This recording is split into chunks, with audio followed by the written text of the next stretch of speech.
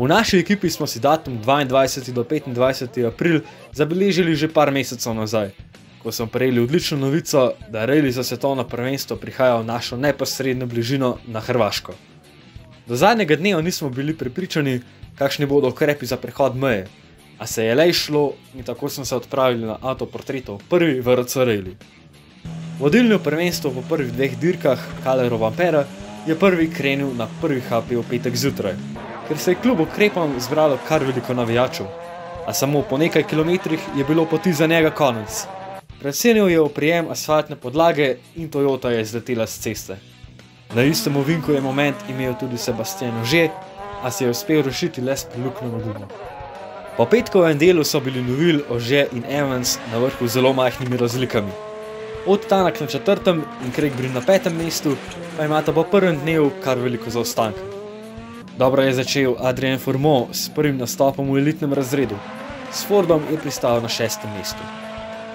V soboto se je ob cestah zbralo še več navijačev kot dan prej.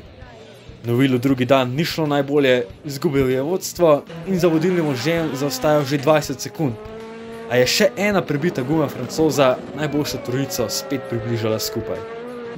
Nedeljski del je najboljše začel Elfyn Evans. Pomagal mu je tudi Ogier sam, ki je na cesti med 17. in 18. brzincem spregledal voznika v desnem ogledalu in napravil nesrečo. Pred zadnji 19. HP pa je bil zaradi prevračanja na streho Nikolaja Grazina odpovedan. Pred zadnjo hitrostno preizkušnjo je najboljše 3 Evansa, Ogierja in Neuvilla ločilo samo 8 sekund, kar je napovedovalo zelo tesen boj. Belgijska posadka je na enem od križišč zgrešila ovinek, zato je bilo 3. mesto na dirki največ, kar je lahko dosegla. Ogier je na Power Stageu naredil vse, kar je lahko in postavil najboljši čas, 3 sekunde pred Brinom. Vse je padlo na Evansa, ki bi lahko dosegel svojo 4. zmago z dobrim brzincem, a ravno na zadnjem ovinku je naredil napako, šel preširoko na travo in za samo 60 sekunde zmago predal Ogierju.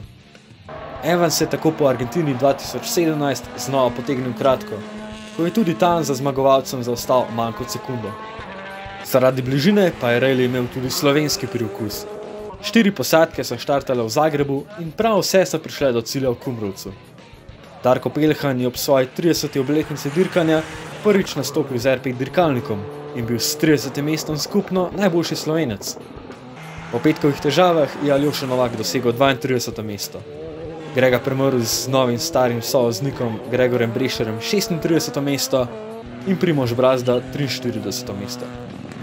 Na dirki je sodelovalo tudi veliko slovenskih funkcionarjev, ki so pomagali pri izvedbi tega svetovnega spektakla, za katerega upamo, da ga bomo videli tudi naslednje leto.